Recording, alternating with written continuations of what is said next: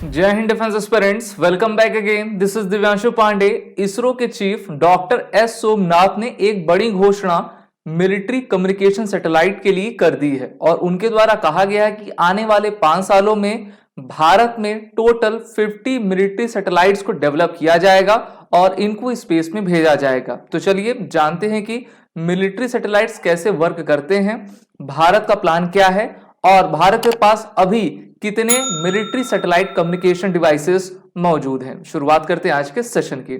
जैसा कि हम सभी जानते हैं कि Indian Space Research Organisation Bharat की सबसे बड़ी स्पेस एंड साइंस में रिसर्च करने वाली एक संस्था है, जिसके द्वारा भारत को वैज्ञानिक आधुनिकता प्रदान किए जा रहे हैं। और अभी हाल ही में इसरो के चीफ डॉक्टर एस सोमनाथ के द्वारा एक बड़ा ऐलान किया गया, जिसमें उनके द्वारा यह कहा गया है कि भारत में मिलिट्री को और भी स्ट्रॉन्ग करने के लिए उनको सबसे ज्यादा जरूरत रहती है मिलिट्री कम्युनिकेशन सिस्टम की, जिसको इसरो प्रोवाइड करता है। और इसरो ने बहुत सारे मिलिट्री सैटेलाइट्स को पहले भी स्पेस में भेजा हुआ है, जिससे कि हमारी आर्मी, नेवी, एयरफोर्स सभी इससे काम किया करती हैं। लेकिन बढ़ते हुए मांग को लेकर जो है आने वाले 5 सालों में इसरो ये योजना बना रही है कि हम 50 मिलिट्री सैटेलाइट्स को स्पेस में आपका भेजेंगे, जो कि जियो इंटेलिजेंस गैदरिंग का प्रमुख वर्क आपका करेंगे। इन्होंने कहा कि इनको आपके स्पेस क्राफ्ट से ऑब्जर्व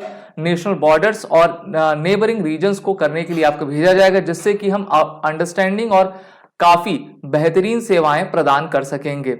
हम सभी जानते हैं कि जो अर्थ ऑब्जर्वेशन सैटेलाइट्स होती हैं वो जमीन पर 0.5 मीटर के डिस्टेंस तक जो है आसानी से वो जो है अपने इमेज को, अपने वीडियोग्राफी कर पाती हैं, जिससे कि हमारे मिलिट्री को किसी भी ऑपरेशन करने में सहूलियत मिलती है और हम दुश्मन देश के ऊपर भी जो है अपनी निगाह बनाए रखते हैं। तो इसरो के चीफ के द्वारा ये कह दिया गया है कि आने वाले 5 सालों में 50 आपकी सैटेलाइट्स आपकी डेवलप की जाएंगी, डेवलप करके उनको आपका लॉन्च भी कर दिया जाएगा, जिससे कि हम जियो इंटेलिजेंस जो कैपेबिलिटी है भारत की, उसको और भी स्ट्रॉन्ग कर सकें। तो देखिए, अगर हम इसका मेन ऑब्जेक्टिव देखें तो इसमें बताया गया है कि the goal is to mitigate threats to the country by deploying a diverse array of satellite spanning from geostationary equatorial orbit to lower earth orbit and very low earth orbit. LEO और very low earth orbit में इसको आपका deploy किया जाएगा, जिससे कि आसानी से हम दुश्मन पर निगाह बना सकें। देखिए 2016-17 आपको याद होगा, जहां पर हमने एक बार तो म्यांमार में और 2 बार पाकिस्तान में, 2019 में भी हमने सर्जिकल स्ट्राइक की थी, सर्जिकल स्ट्राइक और एयर स्ट्राइक की थी। साथ ही साथ 2017 और 2020 का जो डोकलाम और गलवान वैली का इशू था, उसको देखते हुए हमको ये जरूरत है कि हम अपने सैटेलाइट्स को मिलिट्री के पॉइंट ऑफ व्यू से डेवलप करें और जो है एक जियो इंटेलिजेंस ऑब्जर्वेशन अपने आर्म फोर्सेस को प्रोवाइड करें, जिससे कि वो दुश्मन देश पर भी निगाह बनाए रख सकें और बेहतर तरीके से अपनी कैपेबिलिटी को एडवांस कर पाएं। तो मल्टी ऑर्बिट अप्रोच के साथ इन क्रिटिकल असेसमेंट को आपका डिफरेंट सिचुएशन और में आपका डाला जाएगा। साथ ही साथ optical incorporating synthetic aperture radar, thermal और अदर टेक्नोलॉजीज में आपके यूज किए जाएंगे, जिससे कि काफी लंबे वक्त तक सैटेलाइट्स आपकी चल सके। वैसे तो सैटेलाइट की जो उम्र होती है 5 से लेकर 8 साल तक रहती है, कोई कोई उससे ज्यादा भी आपकी चलती है। लेकिन अगर हम देखें जीसैट के बहुत सारे सैटेलाइट्स हमारे पास हैं, कार्टोसैट के सैटेलाइट हैं, कार्टोसैट सीरीज के, जिसका इस्तेमाल हमारी मिलिट्री करती है। 1500 किलोमीटर तक की वो काफी बेहतरीन अपनी इमेजेस को प्रोवाइड किया करते हैं।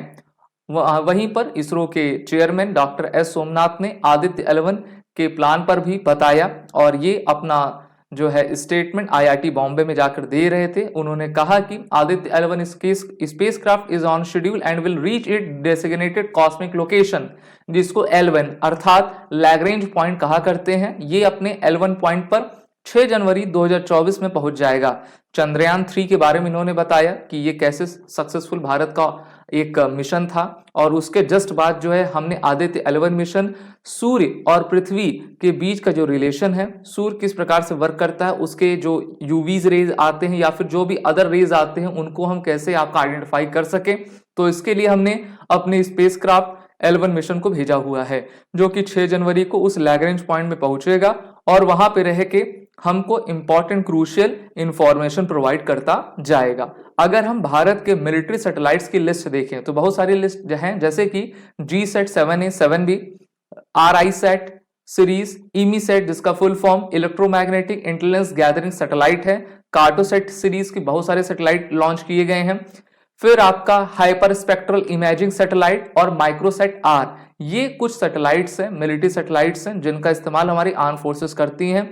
इनको डेवलप और लॉन्च दोनों ही हमारी इंडियन स्पेस रिसर्च ऑर्गेनाइजेशन के द्वारा किया गया है। अगर हम इसरो के बारे में बात करें तो department of space government of India के तहत आती हैं। इनका हेडक्वार्टर आपके कर्नाटक बेंगलुरु में स्थित है और इनके अभी जो करंट चेयरमैन है डॉक्टर साई सोमनाथ हैं, जिसको अभी आपने देखा है। इसरो जो अपने लॉन्च व्हीकल के द्वारा सैटेलाइट्स को लॉन्च करता है वो मेनली दो प्रकार के व्हीकल्स को यूज करता है, एक आपका PSLV होता है, एक GSLV होता है। बात करते हैं PSLV की, तो PSLV का full form polar satellite launch vehicle है और GSLV का फुल फॉर्म आपका जियोसाइनरस सैटेलाइट लॉन्च व्हीकल रहा करता है। इन दोनों ही व्हीकल्स को आपके इसरो के द्वारा निर्माण किया गया है। बात करते हैं PSLV की, तो ये earth observation remote sensing satellite को हमारे स्पेस के पोलर ऑर्बिट में जाकर प्रक्षेप करता है। वहीं पर GSLV आपका कम्युनिकेशन सैटेलाइट जियोसाइनरस ट्रांसफर ऑर्बिट, जो कि 36,000 किलोमीटर के एल्टीट्यूड पर स्थित है, वहां पर ले जाता है। तो ये जो GSLV रहता है वो Mark 3 वर्जन इसका बनाया जा चुका है और ये काफी हैवी वेट आपके ऑब्जेक्ट्स को काफी ऊंचाई तक, काफी लंबी दूरी तक ले जाने में सक्षम है। तो आवश्यकता के अनुसार हमारी इसरो PSLV GSLV दोनों का ही यूज करती है। और एक तरह की अच्छी बात है हमारे लिए भी, आने वाले 5 साल में जब 50 मिलिट्री सैटेलाइट्स को लॉन्च किया जाएगा तो इससे हमारी सेनाएं India Pakistan, India China, Arabian Sea, Bay of Bengal और इंडियन ओशन पर अपनी निगाह सही तरीके से बना रख सकेंगे। आप सभी defence aspirant SSB crack exam के इंटरव्यू और रिटन कोर्सेज में एनरोल होकर अपने आने वाले एग्जाम की तैयारी जरूर करें और वो रिटन कोड का यूज कर लें। जय हिंद। अगर आप एक डिफेंस एस्पिरेंट हैं और SSB interview, NDA, CDS, FCAT जैसे एग्जाम्स के लिए प्रिपेयर कर रहे हैं तो आप SSB क्रैक एग्जाम्स के कोर्स को चेक करना ना भूलें। आप हमारी लर्निंग एप्लीकेशन को Google Play Store से भी डाउनलोड कर सकते हैं।